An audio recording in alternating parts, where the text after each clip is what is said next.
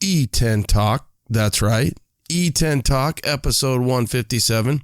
We've got Rich, we've got Russ, and we've got one rad-ass E-10. E-10 coming at you. General Motors, Chevrolet Performance, SEMA, E-10. Here we go. What we're trying to do is take all that value that's built into the production car and give that to a customer down the road where they're not having to go out there and electrical tape and hack stuff together. We want to, if you look at our Connect and Cruise packages, it's the same kind of thing, right? Very well developed, a package that you plug it in and you just key up and the thing works. Damn, son. Welcome to C10 Talk, your C10 Truck podcast. Here's your host, Ronnie Welch.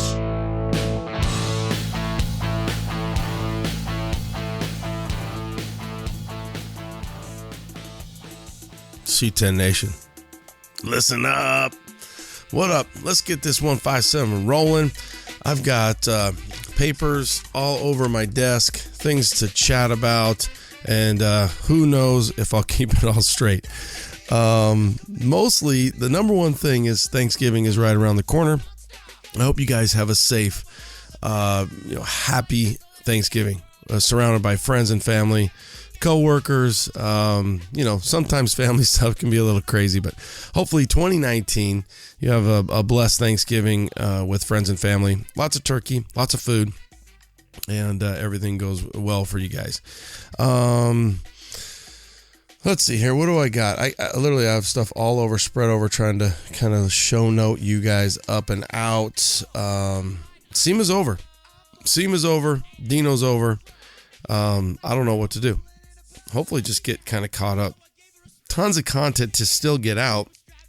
And that is what today's episode is going to be.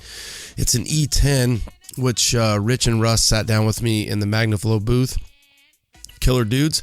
I got to know Rich with the 100-year truck. And the cool thing about Rich is he works for General Motors. Well, and now that I met Russ as well. But they're both C10 guys, and a lot of these guys are Chevy truck fanatics, C10 fanatics, and they also dabble in other cool cars. Why wouldn't you? Both of their jobs are so amazing. Rich, let's see here. Rich Downing is the program manager, engineer, specialty show vehicles, and pace cars. That's his job. Think about that. Program manager / engineer, specialty show vehicles, and pace cars. Sounds pretty legit, right? I mean, who wouldn't want that job? When you're a kid, you're thinking, I want to be in charge of pace cars. I want to be in charge of making cool specialty show vehicles. So good for Rich, and he's that cool. So he's really a rad guy. Now Russ is Russ O'Blenes, Blenes, O'Blenes.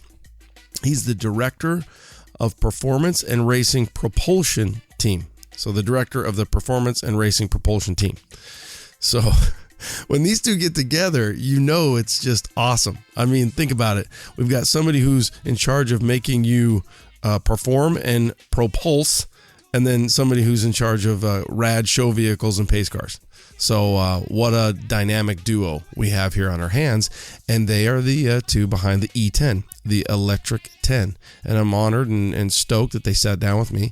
And how cool is it that they, chose a 1962 Chevrolet C10 platform and built the E-10 on it. So Rad Dudes, I'm really happy that they made time for me. I had a little bit of a scheduling conflict.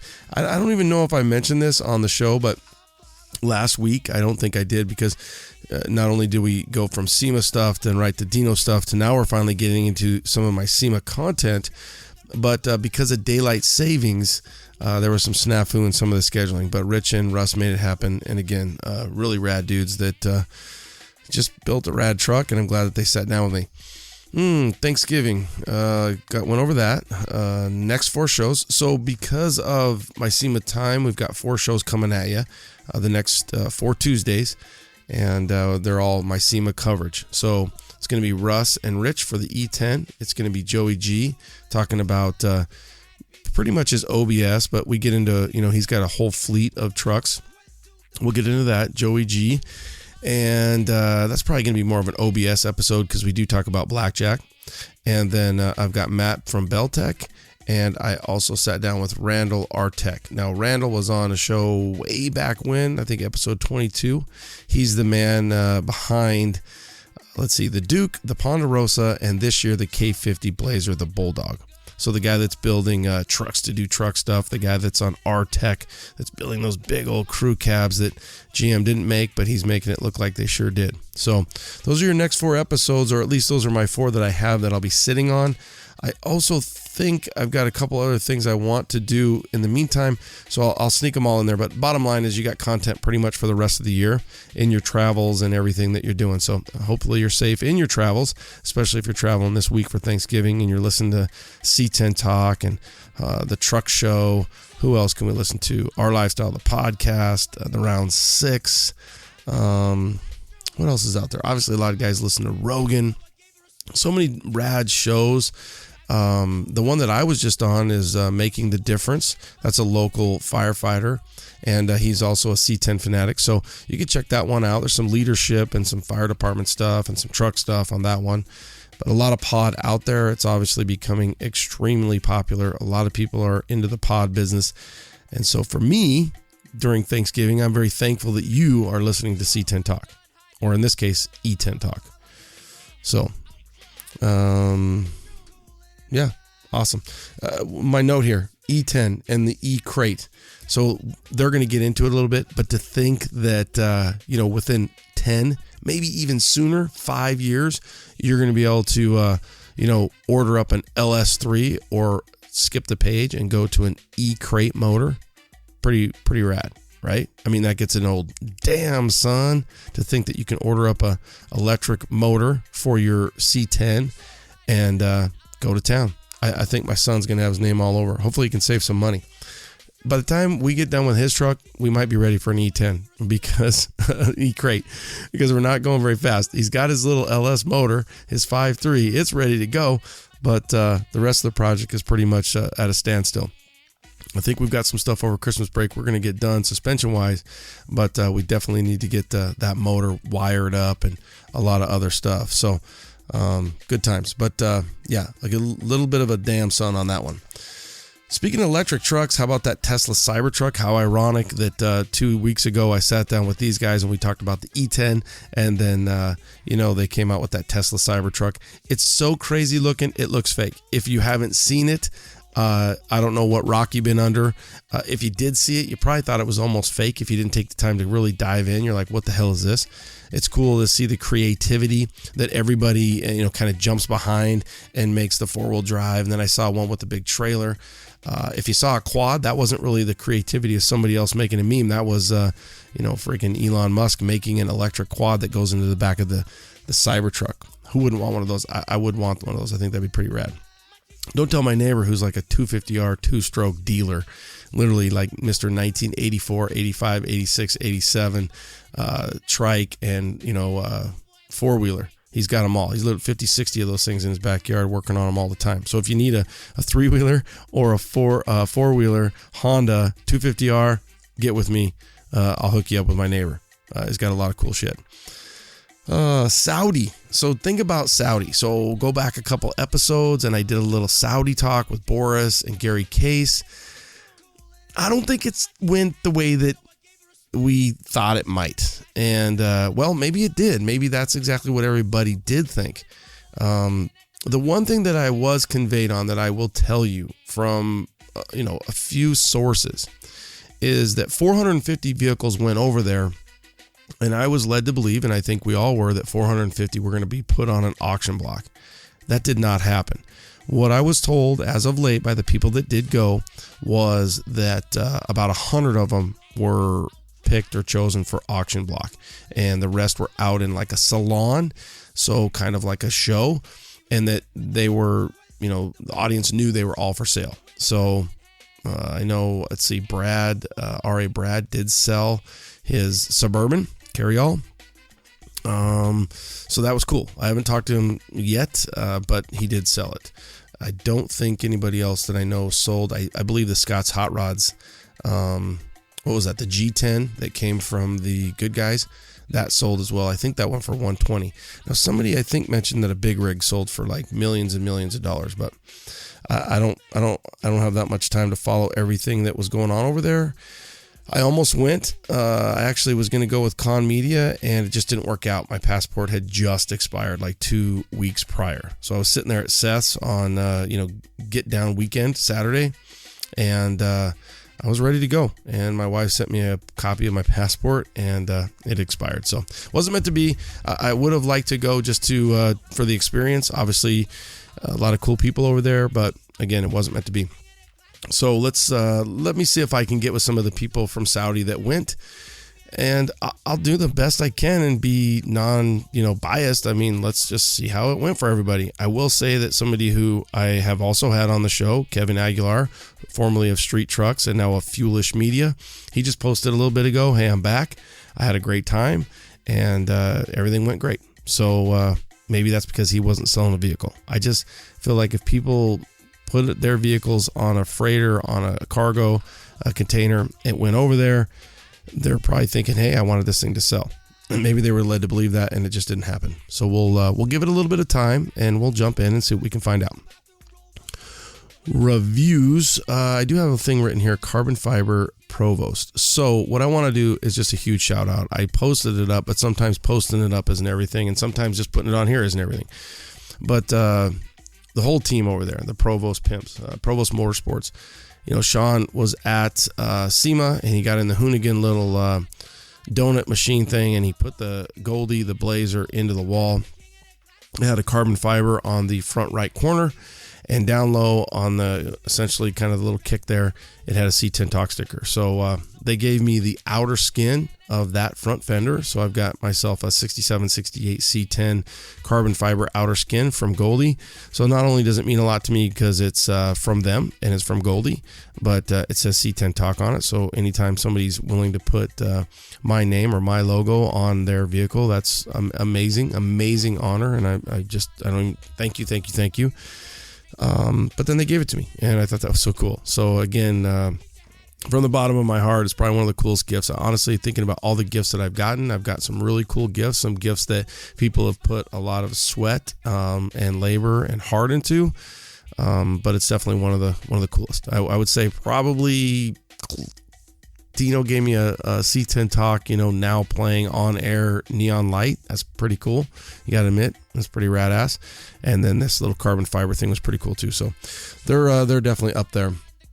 So thank you guys for that. We got a couple new listeners. I wanted to start doing that. A little shout out to new listeners.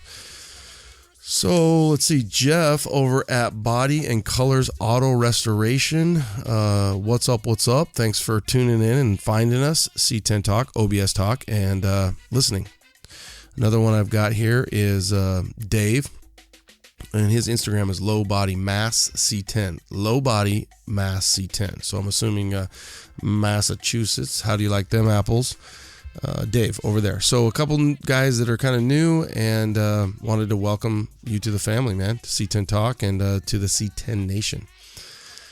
Let's jump over. What else do I have? Okay, I got that. New listeners. Christmas stuff. So you got John Oro on December 8th over there at the Pomona Swap Meet.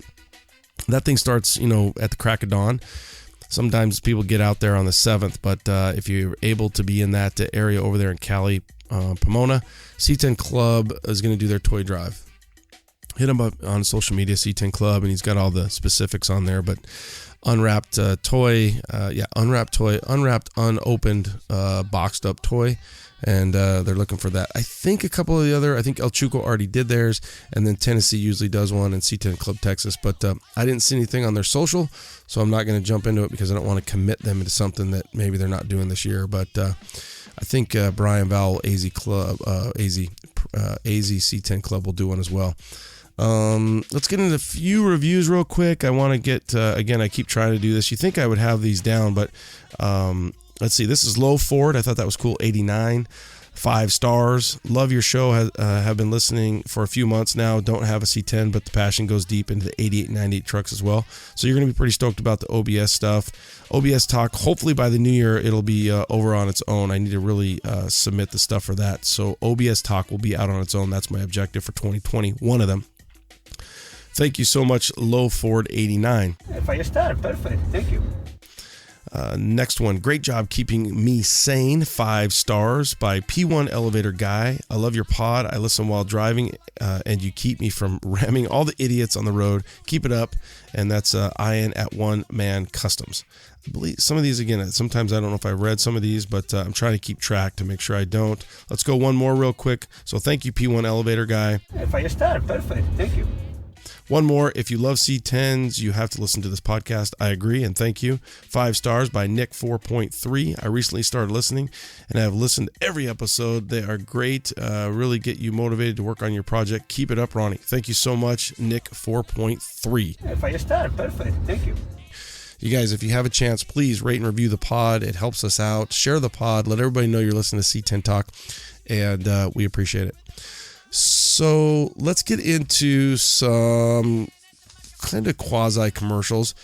Mostly what it is I reached out to some of the sponsors and I said, okay, Black Friday is right around the corner. What do you have for my listeners? Because not only is it a commercial, but you guys want to buy parts and you want to save money when you do it. So let's start it right off the top. We've got PSI conversion. It's not conversions, it's PSI conversion. PSI conversion. And what they're offering is 10% off anything spent from $5 to $14.99. So you spend $500 to $14.99, you're going to get 10% off. Pretty nice. 15% if you go over $1,500. What you think about it? $1,500, and also, Christmas, and you're saving your money, and you got to buy, stuff for the kids and mama and everything. So $1,500 isn't, that's a kick in the pants. But if you're thinking about doing an LS swap and you need a tank, you need some wiring. They now carry American Auto Wire, and then they are creators of their own wiring setup for LS and LT based motor conversions. So that's who we're going to use for my son's truck, and I'm literally going to have to take advantage of all this because we're going to use American Auto Wire to wire up his chassis, and then I'm going to use a PSI conversion for his motor. So if you're thinking about it, PSI conversion, and get online and use code C10 Talk. That's important. Code C10 Talk on Friday, and they'll have that special. I know on their website it shows that they only have it on Friday. I hope they do it a few days more. That's a pretty tight little window. Obviously, it's Black Friday, but it seems like most people kind of go the gamut now where you get the whole weekend. The cool thing about their website now, though, is they do have some specifics for you. So when you work through and you navigate through psiconversion.com, you can go by vehicle. So you can shop by vehicle, and they've got obviously all the Chevy truck stuff separated, 1940 to 2000. So they've got your air conditioning setup, your chassis wiring, your cooling, your exhaust, and then your standalone wiring harnesses, motor mounts, and so on and so forth. And, wire it and fire it. That's their motto. So check them out, PSI Conversion. And then don't forget to use code C10 Talk. That helps us out. Lets them know that you're listening, and they're paying me to tell you. I'm not going to lie about that. So if you think about it and you've got some stuff you want to buy, check them out for us. I appreciate it. Next up, we've got AZ Pro, the boys over there. You've got Travis, Nick, and Eddie. Now, they have a ton of stuff going on over there. They have a ton of parts. You guys have probably, you've heard me talk about AZ Pro. Great dudes. And they've got a lot to offer. Right off the bat, they've got Bear Brakes, 15% off, and free shipping, which that's a good deal because brakes are heavy.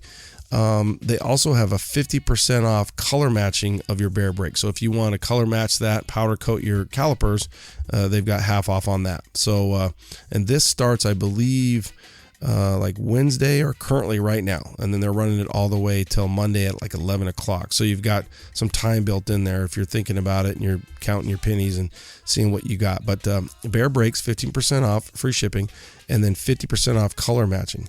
Now they've got 10% off Boyd Welding tanks, free shipping. I Did It columns, I Did It, 10% off, free shipping. Dakota Digital, 10% off and free shipping. Their Revelator kit, which is also made by Bear Brakes. That's what I'm running on Orange Slice. That's a 14 up front and a 13 in the back. It's a badass little brake kit.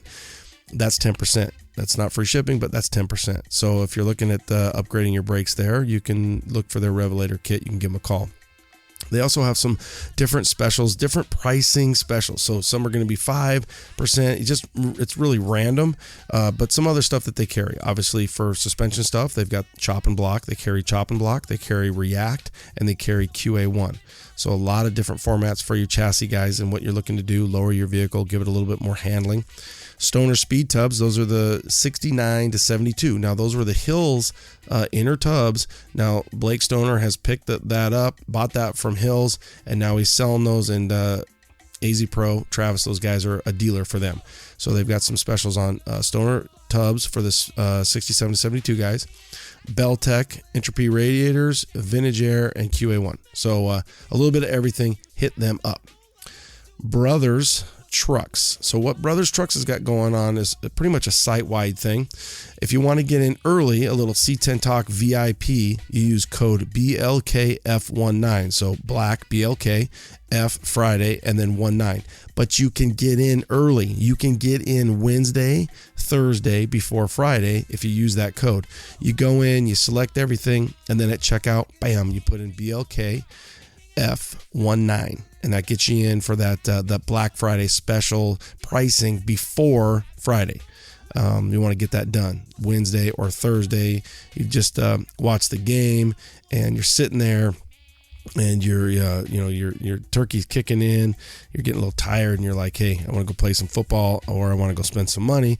You go over to brotherstrucks.com, and you put in BLKF19. You get a little VIP access. You get in early Wednesday, Thursday, bam. Buy some parts. Okay, so that's Brothers. Obviously, Brothers carries everything from carpet kits to molding, the complete bed kits, complete suspension, complete chassis. They've got their short bed conversion kits. You need it, they got it. They got literally everything. You need it. brotherstrucks.com. Hit them up. Classic Performance Products, CPP, classicperform.com is 10% off. And that starts Wednesday. Kicker here, $3.99 and up. I'm just going to throw this out to you. If you use code C10 Talk, you also save 10%. So they've got a little 10% going, $3.99 up. But for us, because they love us and we love them, and we try to pass that savings on to you, if you use C10 Talk, you save 10%. So hit it up either way, classicperform.com. If you need, they've got everything from their new fuel tanks, and they're a bigger capacity, whether you're carbureted or you're fuel injected. They got their new frame rails. They got their big brakes. They've got, obviously, their spindles. They've got control arms, front and rear. They've got everything you need. LS conversion, cppclassicperform.com, cppclassicperform.com, and use code C10 Talk, because that lets them know, again, that you're listening to us, and we love that you are. Now, AccuAir has a little something going on. AccuAir they're running their OG special. So what they're running on their old E-level, their OG Classic. Let me click over here. Where did I see that? Okay. So on their E-level, they've got a sale price for $945, and that's going to be E-level, and then all your sensors, ride height sensors, and your touchpad. So that's $945. Now they just came out with their new eConnect, and that's the new version of the computer. So the new eConnect is going to be like a smaller computer, and it's really rad. They debuted it at SEMA. You've got the eConnect, which is going to be your brains of the operation, and you can get that for $395. And then you can upgrade with height sensors, and that takes you to 565. And then they have the touchpad, and it just kind of goes up. The cool thing is, whether you don't have the money or you want to save, you can use your phone now with the app as your touchpad. If you have like an iPhone, you can use that. So AccuAir's got their OG Classic E-level set for $945. Okay, a lot going on. And then what about us? C10 Nation, C10 Talk, OBS Talk. So what are we going to do? We are going to do pretty much site-wide 20 to 50% off. There's no code. You just get in there. Some stuff, again, 20% off newer stuff. And then older stuff, we've got a few sizes and some stickers and some different things. It's going to be up to 50% off. So a lot of savings. That's going to be Wednesday, start Wednesday, and that's going to run all the way through Monday night. So Wednesday through Monday night. Again, because you're traveling, you got a ton of stuff going on. I understand. So C10 Nation, C10 Talk, OBS Talk, banners, stickers, shirts, hats, everything we have is pretty much on sale. And, we're just back from a crazy show circuit. We went to Northern California. We went to Texas. We came back here. I went up to SEMA. Then we go to Dino's. So we've got a little bit of a downtime. The next big show for us is LST. So we've got all this product here, and why not get it into your hands for the holidays and for Christmas and friends and family. And of course, I want to pass it on to you guys. So if you're looking for something, hit us up. And we've got so many different styles and hats and shirts and stickers, and you name it, we got it. You know, the keychains, those little leather keychains are so popular. We pretty much make every year truck for you, and you rub a little oil on them, and it gives them a little texture, and it gives them a little styling. And now you've got a little soft leather keychain that won't rub up against your truck, and it'll take care of your truck. Hell, some of those SEMA trucks, those brand new $100,000 SEMA trucks, they're rocking those little keychains because it's protective as well. And we've got them on sale. I'll be honest with you, they probably won't last that long. So if you've got one that you want and you've got a style, you got to get it quick, because those have definitely been one of those things that kind of move fast. 20 to 50% off C10 Talk. So it's really c10nation.com, and that's it. There's no codes or nothing. So help us out on that, and hopefully we're helping you out as well. I think that's it for my notes. We're going to get into Rich and Russ and the E-10 project. I'm sure there's something else, because I always remember something, but I'm thankful to be here. I'm thankful to be sitting here and talking to you guys and where we're at with this movement and C10 Talk, C10 Nation, and appreciate your support. Give us a rate, give us a review. Have a great, safe holiday. Travel safe. Get home safe. Get to where you're wanting to get to, and then get back home, and just have a good time. And for those in the service, for those that are overseas, anywhere. I don't care if you're here and you're away from your family. Obviously, for somebody who spends a decent amount of time away from my family, they're able to come down and visit me at the fire station, because it's not like it's that far, but I understand. And thank you guys all for your service, and keeping us safe out there. Have a great week, you guys. I'll be back Tuesday with another episode. This is episode 157. I'll be back with 158 next Tuesday. Have a great holiday. If you need anything, you know how to get hold of me. Ronnie at C10 Talk. Ronnie at C10 Talk. And don't forget to rate and review the show. All right, guys. Appreciate it. Late.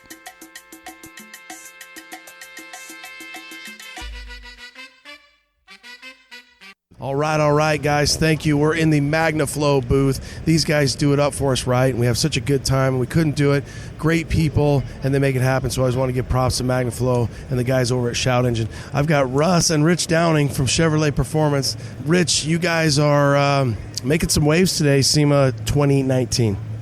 Or this week, I should say. Yeah. We brought the 1962 Chevrolet E-10 concept truck here, and it's getting a lot of play.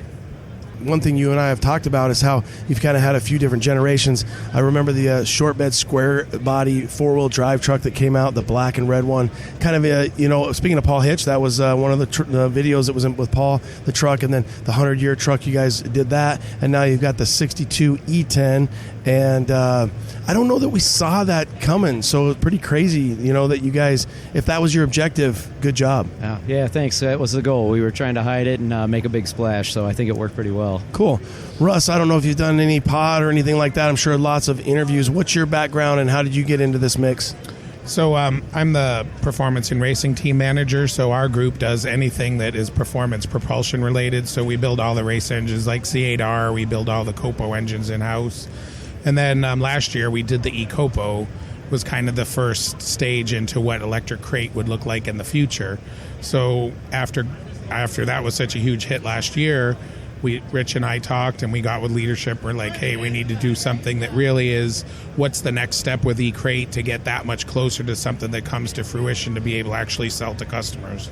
Well, rewind a little bit, and what a rad job you have. I mean, dude, I am, the Lord has blessed me. You buzzed right over that. I'm like, so you pretty much just build rad shit. I always joke, no matter how bad the day is, I can walk upstairs at the shop, and if it doesn't put a smile on you that there's not something cool running in dyno or an engine shop or some CNC making chips, that it's just pretty incredible. Do you have a background in design and motors? So I literally now, I think going on 29 years, I've basically been in the race shop at General Motors. I started in 1991 at GM and did a couple of years in production powertrain, and then 93 started in off-road, and You've had a good career. That's a fun career. And I joke with him, too. I mean, some of the fun things, it's like, I think back to one of our first interviews and first talking, it's like, so you mean all those little cars we played with, you get the job to kind of remake those or make real ones? And so a lot of fun things that both of you obviously get to do and work for such a great company. Yeah, and that's what I was just going to say. I mean, General Motors and the team, I mean, one of the biggest things with Rich and I is that this truck happened because GM has a team of people that are just unbelievable. And after eCopo last year, I'd say we did it in a little bit of a bubble, and it was such a huge hit, and upper leadership really understood, as if you look at our zero emission play, for the corporation, that this was just really part and parcel in the performance space to move it forward. So we had a lot of help to be able to execute, and if you saw the truck, you saw how much production, and how, if you didn't know, you would think that it was all designed as a production car, right, under the hood, and how Rich did all the installation and all that, and that was the main goal, is to really have it be production cool, Yeah, you guys did it. What does eCopo stand for? So eCopo, if you know, since I think 2012, we've been building 69 Camaros that are race prep specifically to compete in stock eliminator. So my kind of thought was, all right, how electric, one of the problems is always range, but in drag racing, the range isn't as important. You want big power.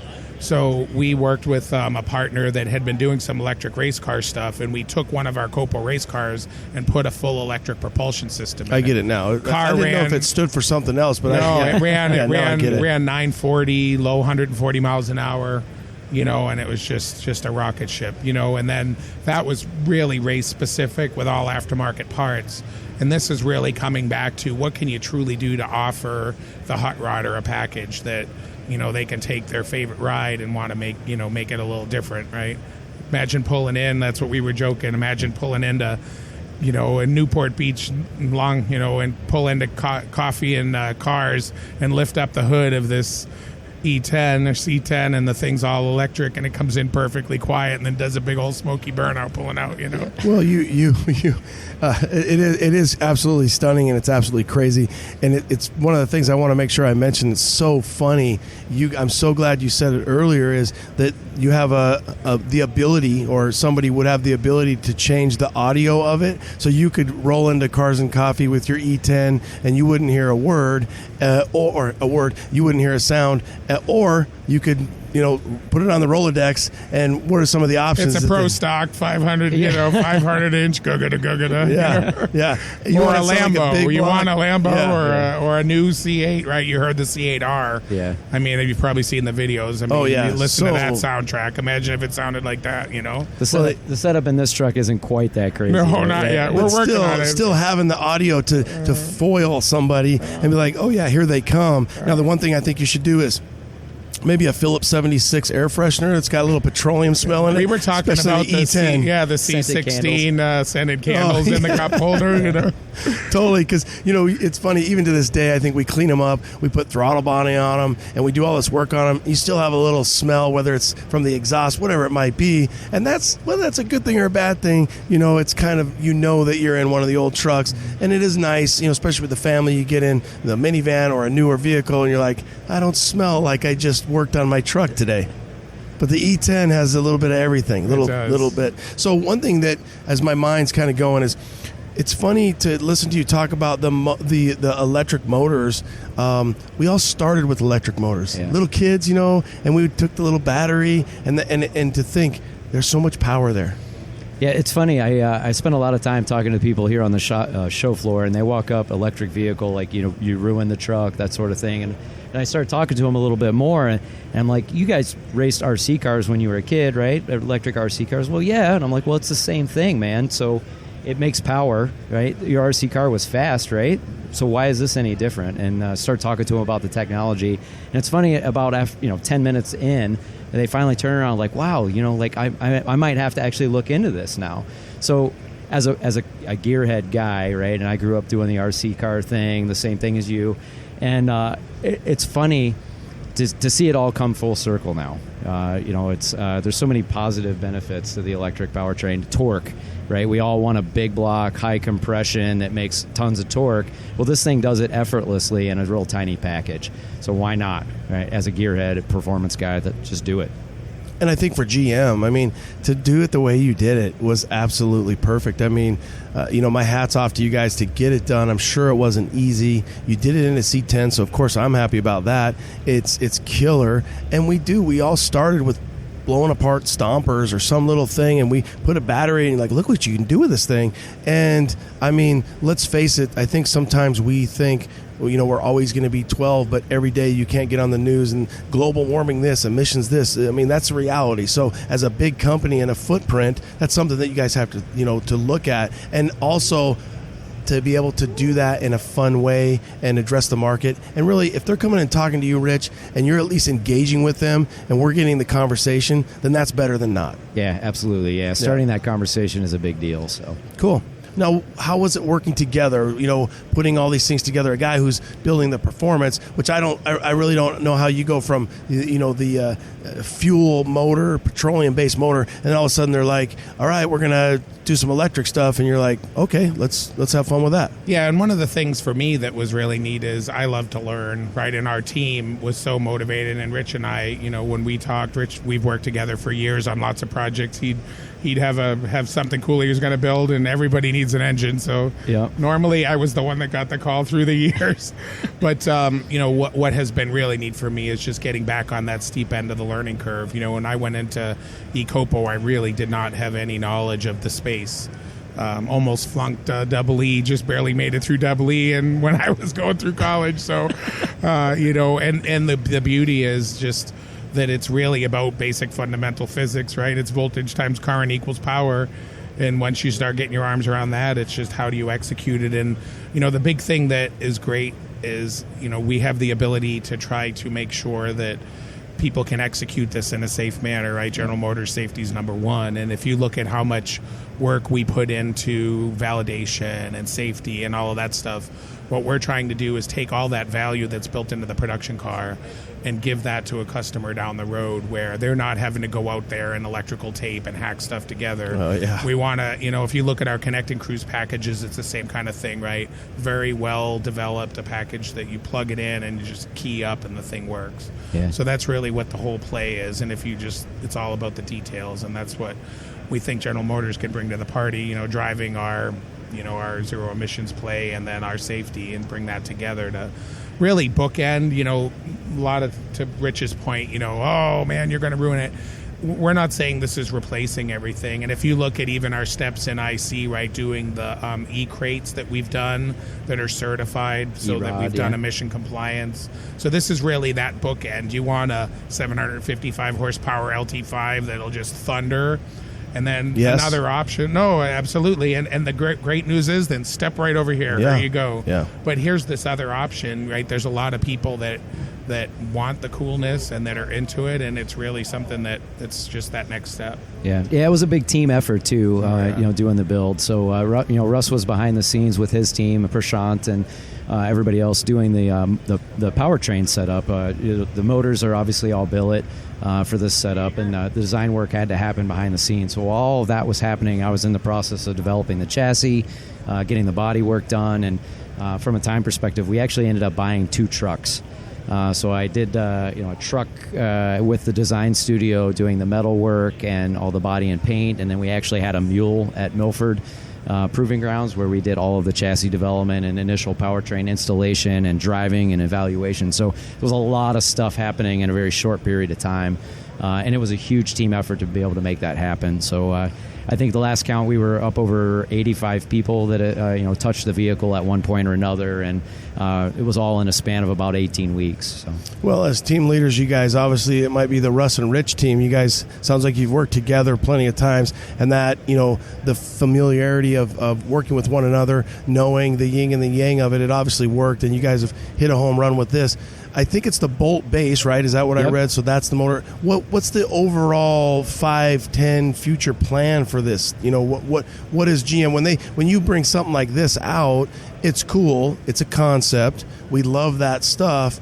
But and I think sometimes and you guys could answer this, is sometimes concepts, are they even really meant to ever happen? I mean, we all sometimes like, well, it's really not going to happen, but let's just throw it out there and see what sticks, and then the buzz. And I'm sure there's some that they wanted to happen, they didn't happen, and some they didn't think would happen, and they do happen. Yeah. Right? I mean, the bottom line is we're heading there. I've been telling people it's not if, it's when. Yeah. Right. So, getting back to the safety thing, and you'll hear me dwell on that because it's really important to me. But what we want to make sure is as we roll it out, that we really have a way to make sure, people have had a long time to understand how dangerous gasoline can be. So we want to make sure that we have a good way to train people, and that when people are doing these installations, they understand, as much work as we can do up front, it's still people that can not do the right thing. So we're working on that as kind of our number A. And then B, the question of the battery pack. You saw the truck, right? Yep. Right now we're running a pair of production bolt packs. They're actually quite big, right? They're specifically designed to sit underneath the passenger, so they're big. So they work great in a pickup, but the next big step to really getting the broader usage is how do we design modular battery packs that have smaller bricks, basically, that you can put in different areas of the vehicle and tie them together, but still maintain all the validation and safety. And I'm sure, I'm not sure from the perspective of, essentially for the audience, Tesla, you can get online, and obviously when we think of electric car, we're going to think of Tesla now. You can get online, and as a firefighter, I just did some training, and one of the videos they wanted us to watch was these guys take apart a Tesla. They get a wrecked Tesla to take apart, and I will be honest with you, I didn't know that it was a brick-style format where these guys are just taking these power packs out, and it makes complete and total sense. So I could see that distribution of the power packs, and then how do we, put them, balance, weight, where do we put them?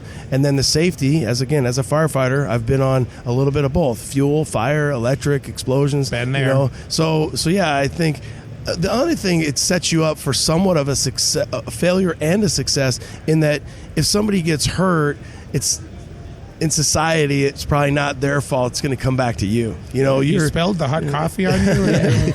Yeah, you spilled the hot coffee on you, McDonald's. How dare you? So, but that same thing will set you up for success by doing the training and the knowledge that you're doing. Exactly, and that is first and foremost. I mean, it won't come out that if anything stops it, it won't be the technical solution. It will be making sure that we know that we're going to minimize risk to the customer. So in the future, not if, but when, 10 years from now, we can buy a motor and we can build our own truck or car or what we want with a bolt motor, an crate motor, and that's the objective, and that's where you're going. That's where we're thinking. Yep. Yeah, and I think it'll be much sooner than 10 years. So, yes. Yeah. Yeah, I won't have a job if it's that long. Yeah. So if I can't figure it out in that long, I want them to fire me because I don't deserve to be in the chair. So. Yeah. Well, I've got it here. I don't think any GM bosses are going to be listening to this, but I think you don't know. Yeah, you don't know our leadership. We have the one thing that's awesome, and part of why this happened is our leadership is absolutely car people. If you look at the whole chain all the way up, right? Mark Fully Royce. engaged. Yep. Mark Royce is our president, right? Direct report to Mary. And I mean, he was here. If you watch the video of the military truck and you see the guy with the ear-to-ear grin, that's Mark Royce driving that thing. And he's really the one that gave us the go and put the support out to get that broad coverage at the facility to really get it done, because he understands that building the passion, right? Part of why General Motors is so great is there's just so many things to be passionate about. I mean, we make freaking great trucks and cars. Yeah. And the performance, right? We've always been at the pinnacle of that, and this is just that next step, and again... And people, I mean, it's a brand, it's a loyalty, it's a generational thing, and you guys are, and we're glad that not only I love it, and I love passing it on to my kids, and I love that you're here and you're as passionate as you are. Rich, what's some of the things... it's easy to look at that truck. You went with a long bed. Was that because of battery and weight? And what were some of the things? Why did you pick a C10? I'm glad you did. Some of the, and I don't know how much time you guys have, so just let me know. But this is good. What were some of the things you were thinking when they said, okay, we want you to build an electric vehicle? Yeah, boom, yeah, go. Sure. So just like we talked on the Centennial C10, it's usually a group effort trying to decide what we're going to build. We knew we needed to do a pickup for sure in order to have the capacity for the batteries. We went back and forth on whether we would do a single or dual battery. When we finally landed on the dual battery, that guaranteed we needed a long bed. So that really narrowed things down. Obviously, long bed pickup truck in Chevrolet family that's vintage. It's going to be a C10, most likely. Yeah. We talked about an OBS design as well. Figured it would be a little bit more impactful from a marketing standpoint to do the older truck. So that's kind of what the path that we kind of worked around to get to that point. And then we started looking at our portfolio. You mentioned the square body and the 67 to 73 or 72 pickup that we have, the Centennial truck. So we wanted to go to that next generation older body, so just our portfolio gets rounded out. So that's where we ended up, and we talked about the pillars. Everybody knows the differences in the model years, and the studio really liked those swept back pillars on the early 660. We call them knee knockers. Yeah, that's right. Yeah. So studio really liked the style of that, so that was kind of the direction that we headed. And when we decided that the timeline was as compressed as it was, it really came down to we needed 2 trucks. We knew that from the beginning. So I just started hunting for that generation and that body style. And when I found a good one that was a 62, I'm like, okay, well, it's got to be another 62 then. So finding a nice long bed 62 C10 in the Midwest that I didn't have to truck all the way across the country was a hard play, but I was able to find one in outside of Cleveland, Ohio, through a mutual buddy of ours that we know. And then the second truck actually came from a farmer in northern Indiana. Super nice guy. He was awesome to let us have it and use it for the build. So, if you guys are out there and some guy named Rich calls you and comes to buy your truck, there's going to be some cool stuff going to be happening. I think that's why it's good you probably went with Boris, because he keeps everything on the down low. But yeah, that's exciting, and it was exciting. And it's cool to hear you say, "Hey, from the timeline, I just needed to have 2 vehicles, and I need to make it happen," and you did.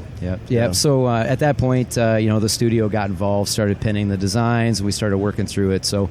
The truck's pretty highly modified. The studio developed a carbon fiber front roll pan, rear roll pan, and a tonneau cover to hide the batteries and kind of help with the aero aspects of it.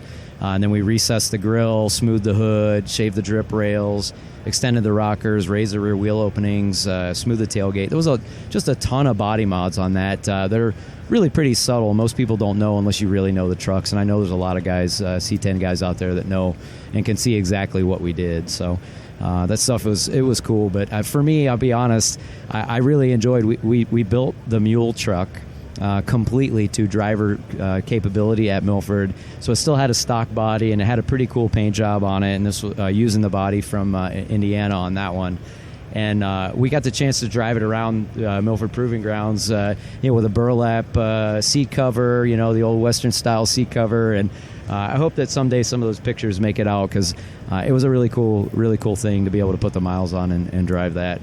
But then we blow it all apart, put this beautiful show body on it, turn it into a full show truck, and here it is at SEMA. So it was the stunt double for the E10. Yeah, that's right. Yeah, down and dirty with the saddle blanket and the smell, and then all of a sudden you get it. This prima donna comes out. The paint, you guys killed it on the paint. I think your choices of paint on all 3 of those builds, winner, all of it. This thing grabs you, and I bet a lot of people don't even realize it's an E10. Right, they're coming up to it and they're like, is this an airplane motor in here? What is this big motor, aluminum-based motor with all these orange power cables running all over? And then is this an entertainment system in the back of this truck? Because it's big, So what has some of the comments and the response been when you guys get to interact with, the lay person and just the awesomeness of SEMA? Yeah, it's funny when they walk by and they see the E10 badge, because we purposely chose a font in the badge to look like a C10. Yeah. And then they realize, no, it's not a C, it's an E. What's going on here? And they start looking deeper.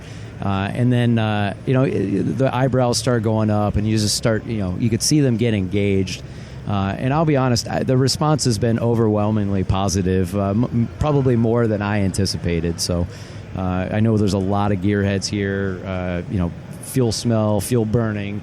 Everybody loves all of that stuff, but they're really getting it. People really, really dig it. So yeah, and it's interesting in a year, and because of the different vehicle. Last year, the racers were probably a little more negative, right? Racers are much more about sound, noise, that sort of stuff. Some of them got it, but this year it's much more positive. I think it's interesting if you look at eCopo, I would say the global acceptance was bigger than the people that the car was really built for. It was kind of interesting because the racers, I think it continued to gain respect as it went as quick as it did, and it made run after run after run, and the car was like the ultimate bracket car. I mean, it would run a 941 with a 4 and a 941 with a 2. I mean, the car would just repeat because, the thing I kept preaching is the one thing with electric is you're not worrying about baro or humidity or, right? If you have the battery temperature, I mean, is really the main driving force to that car was getting the battery temperature consistent, and the thing would make exactly the same number every single time. Whereas, as the day goes and you get, 2 points of baro or the humidity changes by 15%, the car is going to change a bunch. Yeah. So it affects your dial and all that stuff. So, I mean, once people actually opened the mind, it was pretty valuable. And this one, almost mutually, everyone's like, that is so freaking cool. And they get the concept of why we're driving towards production components for safety and cost and reliability. Yeah, it's funny. We talked about a lot of things. Cost of ownership of an electric vehicle, right? There's no oil changes to do. Your brakes last 10 times as long. Well, that's where right? That's where it's tough around here. Yeah. Because that's people's livelihood. But we've seen Tommy Boy, places go out of business and you have to evolve. Right. And that's the cool thing is last year, maybe not, next year, it'll keep kicking back. Generationally, my son, he's already thinking electric. Everything is electric. He just wants to build electric stuff. So I think you take a kid who's 15 to 20, they know, and it's happening so fast. And let's be honest again, that's your clientele. That's the next people that are going to be buying stuff, and I think that society realizes it's not when, it's if not if, it's when. That's what we've been saying for sure. Yeah. And just classic cars in general, I think fundamentally even the younger generation they look that truck is beautiful. It is, right? So I think even the younger generation, when they see older cars, they like the look. So if you could have it, I think that will keep the whole 55 Chevy, that sort of stuff. People, I think that younger generation will want them. If you could have this cool all-electric powertrain and be able to drive a 55 Chevy to work every day, I mean, how freaking cool would that be? Would that be something that you think would be certain certified shops, just one guy can buy it and then start figuring it out? Because there's probably guys doing that already. We know that. We're not oblivious to people just doing crazy stuff. And some really mad scientist cool stuff comes out of those guys in their shop. Sure. And some of the calls I run on come out of that shop. I've been there. So yeah, and that's what... So, right now, like we talked about the commercial side, that's really what we need to work through. Obviously, it's very difficult to just hand somebody stuff that is not a lot of people have knowledge. So, we're working on those types of plans where you would certify someone, have training, some way to make sure that the customer is getting it put in properly, they get trained, so that there's just, it's all about minimizing risk and maximizing safety. Well, and the other thing, go ahead, Rich. Well, even us as employees, right? We take a significant number of courses before we can even touch one of the vehicles from a development standpoint or engineering standpoint. Yeah. So it's there's quite a bit of training involved, and it's really all about the safety. Yeah, so. We've got colored badges. Depending on how much training you have, you can do more or less work. Sure. So we have been working with our safety team to have that same discussion. Okay, what do we think? How can we put together a training process? How can you vet people so that they would be certified? There's so many questions. It's just like, in my mind, I think, okay, if I buy a crate motor, a GM Goodrich crate motor, Rich and I were talking about that, is there a warranty? How do I adapt AC to that? How do I, where do I go for a service? And I'm sure you'll hit some of those as that, cross that bridge when you get to that. And that's why the if, not the when, not if, right? It's like, the last thing we want to do is come to the party and not, we're General Motors, right? When it comes, it's going to be right. Yeah. Because there will be people that will come, and like you said, there's even some people out there that have done some really neat stuff, but the level of refinement and integration that we want to offer, we just have to make sure it's all right. Again, the technical side is I would say, the lowest problem from our side, right? The technical part, we've got plenty of smart people that can get over the technical hurdles. It's really the commercial and the customer-facing side that we're working through right now. Yeah, excellent. What kind of specs does that truck have? Like when you talk about the drivability, the length, how long you can go. You said it was you were thinking about a one, then you went to a double pack. Is that one pack, two pack? Yeah. So the way that the powertrain is set up, it's a stackable system. So we have 1, 2, or 3 motors that you can set up, and eventually, with the right battery inverter technology, we can make up to about 400 horsepower per motor. But right now, because we're using the Chevrolet Bolt components straight from production, we're limited to the amount of current that we can throw at the powertrain. So we're making 450 horsepower, about 470 foot-pounds of torque. And with that package, we're expecting it to have a 250-plus mile range. And, regenerative braking all built into the powertrain. So, who knows? We might be able to hit, I don't know, it could be 300 or so on, in the future when we start doing the actual testing and stuff. But we if we can keep our foot out of the grill. Yeah. That's the problem, right? Yeah, it's fun to drive. It has a 4-speed automatic transmission with a 336 first gear. So like a 4L80? It's we actually use the small case 4L60 style, but it's a 4L75E, which is our high torque one. Sure. And it's got 800 foot-pounds torque capacity. So just to refresh, it's like about 450 horse, 450 torque. I think you said a little bit more horse. 470 torque, 450 horsepower, 470 torque. So how did that affect you in your design of building that, that truck and having the weight? And that's a pretty good amount of. To me, I just feel like the electric is wham. And did you have to? The cool thing about the damn 62 is it's an X-frame, so it can handle all that. Right, it kind of worked out, and I wonder like flex and all that, and that's just the fun part of the build, not necessarily the tech of the electric stuff. Did you have to think about any of that and the weight and all the batteries and hey, we got rear torsion. How are we doing this spring? And I don't want it to be sitting like this, so you had to Yeah, so the frame's been boxed certain areas, right? A lot of the mass comes from the batteries. So it's on the back of the truck, and so the rear section has been boxed pretty heavily. But you and I talked about the X-frame. It's hard with a gas motor truck to run exhaust and everything else through there. We didn't have that problem, so we were able to keep that X-frame for nice torsional rigidity. And then obviously with the extra mass, it's kind of hefty. The truck typically a C10's about 4,000 pounds. This one's pushing 6,000 pounds.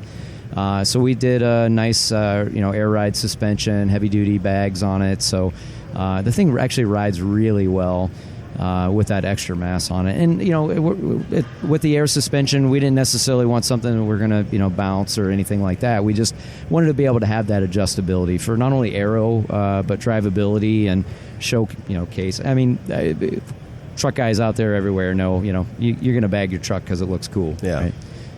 Well, it's cool. I mean, just thinking like about the bed and the underneath. Like now, guys raise their bed floor so high because of the suspension because they're going so low on their truck. But it's like, hey, there's batteries. That's perfect down there. And then, hey, I still have a deck lid over the top. I can put everything I need to put in there. And it's exciting to think about that. In my lifetime, in our lifetime, that I could potentially have an electric truck. I mean, it's. I don't know if I ever would. I mean, well, that would probably be the next thing. How much would? And I know you're not going to know the answer, and you may not even be able to tell me. How much is something like that going to cost? I mean, you look at if I go to buy an LS6, an LS7, 3. I mean, 3s are what are they looking at? You're looking at $7,000, right? So and then guys can easily get up to 10 and 12, and obviously we know guys can get up into the 50s. But that's going to be the biggest thing. Well, not big. I think people even they want solar, they want electric, they want to feel like they're helping out. So I wonder from that e-commerce side of things, what would you guys know any of that stuff, or do you? It'll be more. Right? I mean, there's no doubt if you look at where we are on the technology curve, right, it's going to be more. But on the converse, depending on, and especially if you're looking at performance to performance, right, it's going to be more. But if you look at our Bolt EV and what this is made out of, and you look at the whole car cost, I think $35,000 or something is the base Bolt EV. So how much the car part's a big chunk of that, right? So considering we're using all production components, and you brought up a perfect analogy. If you look at the LS3, which in my mind is the absolute value, right? An LS3 480 to me, I've actually purchased two personally. for car builds that I have in my fleet, and you can't possibly have more value, right? It's 100% production components, fully validated, would start in negative 20 to 120 degrees, right? So you look at that, and what we're trying to do is use all of that benefit of using production components to provide something that has value, right? I mean, it's not going to be 10 grand, it's not going to be 50, right? It'll be somewhere in there. Will you right? call it the LSE?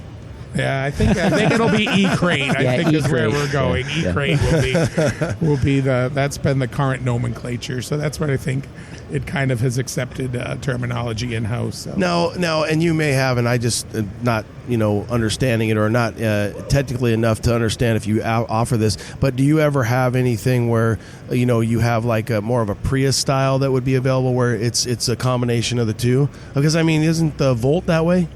Oh, with a gas engine attached to it. Yeah. Our future isn't really in that space, right? The hybrid area. So we're so really more of a hybrid, I would say. Yeah. And Volt is even one step kind of different, right? If you look at the Volt, that was truly a generator, right? It was a battery electric vehicle that had extended range by having a generator that would create power to run the electric motor, whereas a typical hybrid is still driven by the gas engine, but then it has a boost by the electric, so it's a little bit different. But yeah, our overall corporate directive is full electric battery. Isn't it kind of like we're probably past that then? I mean, are we to that point as society and technically and performance-wise, we're past hybrids? I don't know about society. I mean, I think a lot of it is commercial, right? If you look at doing a hybrid, you basically have to do all the work to do an internal combustion engine plus all the work that it takes to do electric. Sure. So you're basically managing two complete management systems that then have to work integral together. So if you look at it, right, it's just a lot more engineering, the hardware cost, all of that stuff. So what we're trying to do is provide our customer with something that has a great value and that really meets the needs, and that's still an exciting product. So and it's cool to think back that we were in the middle of all that. So we went from combustion, we've got the hybrids, that I'd say the last 10 years, maybe for you guys because you're more advanced and knowing, hey, those have been around longer. But I think the Prius and some of those, and now we're getting ready to, of course, we see the Tesla. And so we're, again, not if, but when, and it's cool to think that you guys were ahead of it. You shocked the world from the C10 world, and I'm sure the automotive world. This SEMA 2019. It's fun, and I'm always honored to not only sit down with you guys, but just to hear the fun things that are going on. And really, it is kind of a combination of taking the old with the new and having fun with it, and that's kind of what you guys did. Yep, that's cool. We appreciate your time. This is this market is in, especially with Rich and I, it's in both of our hearts. We both have a couple of them, I know, in our world, and grew up driving them, so we love C10. So to be able to do this one, and just it is truly the design team. It's just gorgeous. I mean, when I first saw it, it just blew me away. I mean, the thing's just a knockout. So as a fan, what do you think, Russ, when you come to SEMA and you see all these trucks? You don't even have to just be C10s, but just this old metal and what people do, whether it's a truck or a car, and it's cool to think that now you're doing what you're doing, but you get to walk around and look at what people are still doing even today, with the trucks, with the cars, and the performance and the beauty, and just it's a cool thing. Yeah, I mean, I've been coming for 30 years, and what I just respect the most is what people can do. I mean, I look at, and you think, Rich and I know how hard our team worked on our truck, and I was telling some of the young engineers here, I mean, every single one of these trucks, you think about how much heart and effort went into all the vehicles through this whole place, right? And just that passion, right? Anytime somebody's passionate about something, things like this don't happen without passion, and that's what's great, is just that love for product and just the drive for perfection. And you see that every booth you go in, there's something that you just go, man, that or just like something innovative that you look at, and that's what we try to do here. And whether it's how a guy did a bracket that does 3 things, you're like, oh man, why didn't I never think of that, And that to me is what I just love, because just it's how we got to the moon, right? Is smart people that think out of the box. And when you come here, and as much as we love automotive, it's just so inspiring, Yeah, it is, and you're right. The people make it, and it's at this point, it's more of just it's a hobby, but it's a passion. And when you see people that are passionate, it's what life is really about. It's like it's seeing that joy and the joy that we see here from shiny metal things, and to think maybe 5, maybe 10, maybe 20 years from now, somebody might sit in a booth like this and they'll be talking about a lot of electric vehicles or powered cars or trucks that somebody is building here, and to think that that's not that far off. Thank you, guys. Yeah. Thank you. For Rich, for Russ, Chevrolet Performance, I'm always honored again to be here. Magnaflow, thank you for your time and letting us come over to this booth at SEMA 2019. We're going to take you out with these guys. I appreciate your time. Thanks again. Thank you. Thank you, man. Thanks, Russ. All right, guys, we're done. That's all, folks.